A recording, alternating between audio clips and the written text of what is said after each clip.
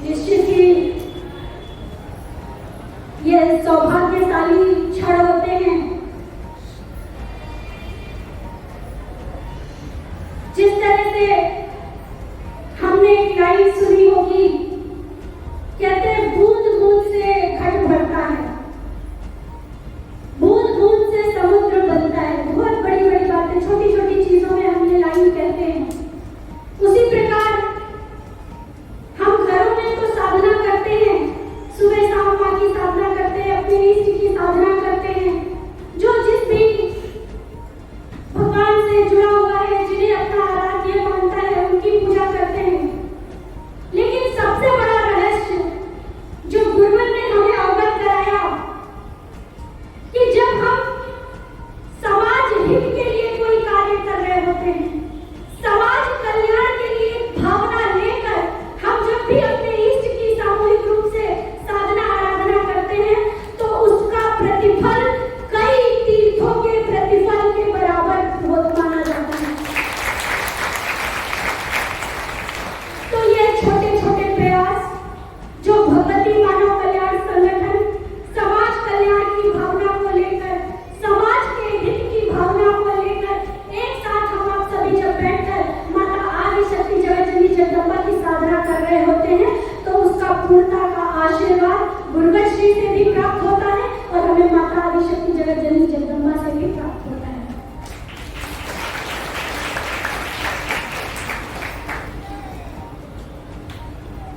समाज में कई बार हम देखते हैं कि साधना आराधना को लेकर भी बहुत सारी भ्रांतियां फैली होती हैं। कई बार लोग कई बार कहते हैं कि हाँ, हम तो माँ की साधना करते हैं, माँ की पूजा करते हैं। इवन कई जगह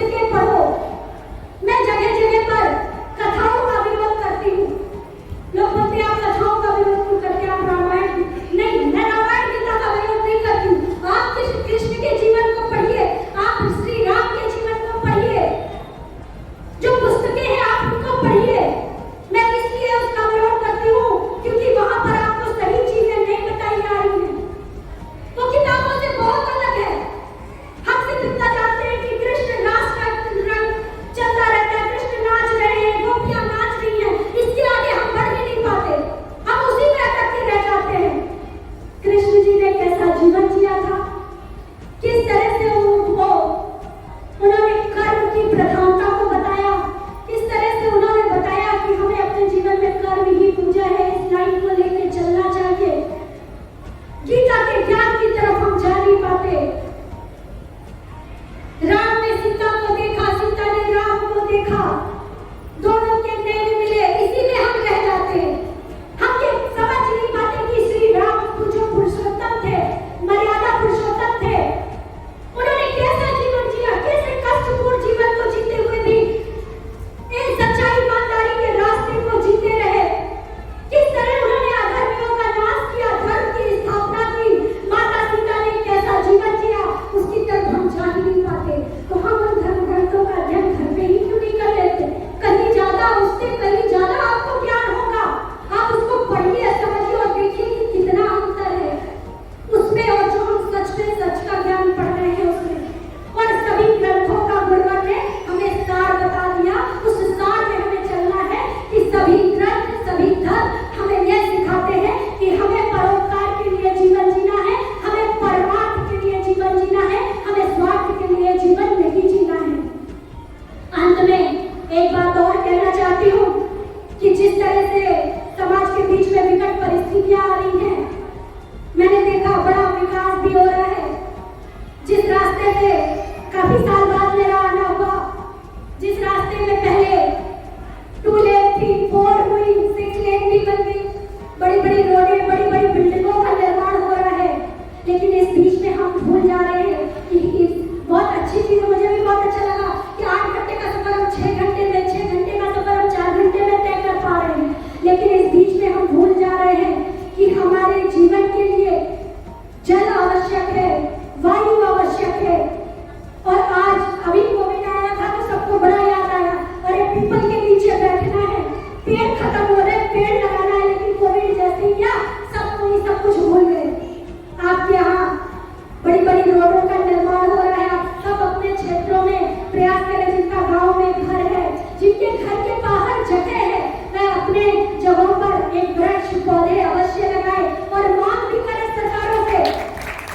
ये जो बड़े बड़े हाईवे बन रहे हैं, इन बड़े बड़े हाईवे के लिए, हाईवे बनाने के लिए सरकारें जमीनें खरीदती है। लेकिन कितनी जमीन खरीदती है? जितने में वो 6 लेन रोड बन जाए। थोड़ी सी और खरीद ले। पहले जो रोडें थी उसमें अगल बगल पेड़ हुआ करते थे बड़े बड़े। कभी कहीं रुक के आदमी छाया ले लेता था गर्मियों में, इस पेड़ के नीचे रुकते हैं, रोटी खा लेंगे, छाया रहेगी, कुछ हवा लगेगी। आज आप चले जाइए कई कई किलोमीटर दूर तक, एक शहर से दूर जाएगा, रोडों के आसपास कैसे आगे तो बड़े बड़े हाईवे बन गए हैं, फ्लाईओवर बन गए हैं। आप उनसे कहिए, मांग करिए कि भाई अगल बगल भी थोड़ी जमीनें ले लें और बड़े बड़े वृक्ष लगा दें। उन वृक्षों से लोगों को ऑक्सीजन मिल सके। आप अपने घरों में भी पौधे लगाइए। बहुत से लोग बोलते हैं कि अरे घर में पीपल का वृक्ष मत लगाओ, ऐसा होगा, केले का वृक्ष मत लगाओ, नीम का मत लगाओ। हमारे यहाँ तो खैर आश्रम है, सभी तरह के वृक्ष हैं वहाँ पे आश्रम में, और सभी का अपना अलग महत्व है। इसके बाद भी शहर में भी है, छोटे शहर में भी मेरा आवास है, वहाँ भी मैंने गमलों में पीपल का, बरगद का, नीम का, आम का, इतने बड़े बड़े वृक्ष गमलों में लगा रखे हैं। बहुत लोग बोलते हैं कि आपको ऐसा हो जाए। मैंने कहा कि इन पौधों में मैं रोज जल देती हूँ, इन पौधों को मैं रोज नमन करती हूँ, क्योंकि ये मेरे जीवन जीने का सहारा है, इनसे मुझे ऑक्सीजन मिल रहा है। और आप बोलते हैं कि इससे आपकी गरीबी आ जाएगी, ऐसा हो जाए। इनसे मैं दिन प्रतिदिन बढ़ती जा रही हूँ, दिन प्रतिदिन मेरी उन्नति हो रही है, मैं बीमारियों से दूर रह रही हूँ। ऐसा नहीं है कि मैं गुरुदेव जी के पास जाती, मेरे जीवन में बीमारियां, मेरे शरीर में बहुत सारी बीमारियां लगती हैं, लेकिन कहीं ना कहीं इतनी बीमारियों के बाद भी मुझे उनसे ऊर्जा प्राप्त होती है, गुरुवर के आशीर्वाद से ऊर्जा प्राप्त होती है, माता आदि शक्ति जगत जगदम्बा की साधना से ऊर्जा प्राप्त होती है। और उस ऊर्जा से ही आज आप लोगों के बीच में आना जाना हो पाता है। और सबसे बड़ी बात कि पिछले 15 दिनों से मैं सफर में हूँ, कार्यक्रम तो चलते रहते हैं, आगे भी यहाँ से जाने के बाद भी कार्यक्रम है, लेकिन इस क्षेत्र का ये अंतिम पड़ाव था। इस कार्यक्रम में 2 दिन पहले तक मुझे ऐसा लग रहा था कि मेरी ऊर्जा खत्म हो रही है। मैं मां से निवेदन कर रही थी कि मां बहुत थकान हो रही है, आशीर्वाद दीजिए, ये कार्यक्रम किसी तरह से पूरा कर लूं। लेकिन जैसे ही इस कार्यक्रम की ओर बढ़ना हुआ, पहला पड़ाव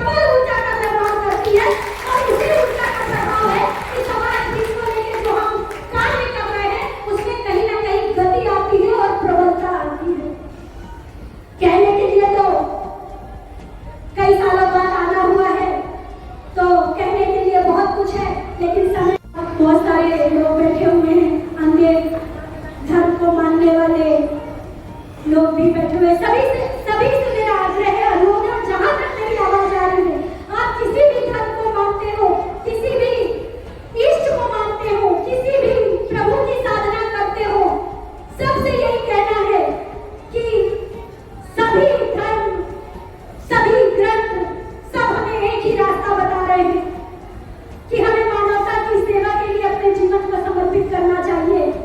और मानवता की सच्ची सेवा तभी हो पाएगी जब हम अपने समाज को, अपने आने वाली पीढ़ी को बुराइयों से, कुरीतियों से दूर कर पाएंगे। और नशा सबसे बड़ा कारण है हर अपराध की, हर गलत कार्य की जड़ नशा है। मैं सबसे अनुरोध करना चाहती हूँ, मैं भक्तों से भी अनुरोध करना चाहती हूँ कि 1% के लिए आप घर में बैठकर मन में ध्यान करिएगा कि अगर आगे आने वाले समाज को, आगे आने वाली पीढ़ी को, हमें अपने आगे बच्चों को सही रास्ता देना, हमें अपने धर्मों को अगर सच में बचाना है, उसके लिए कुछ कार्य करना है। और मानवता की सेवा करने की 1% भी अगर आपके अंदर प्रवृत्ति हो तो आप नशे के खिलाफ आवाज उठाइए, अपने क्षेत्र से उसको दूर करने का प्रयास करिए, परिवारों को समझाइए, समाज कल्याण की दिशा में आगे बढ़िए। इसी के साथ ही मैं गुरुवर और मां के चरणों में निवेदन करूंगी कि आपका हमारा मिलना काफी लंबा समय हो गया है, लेकिन आगे जल्दी होता रहे।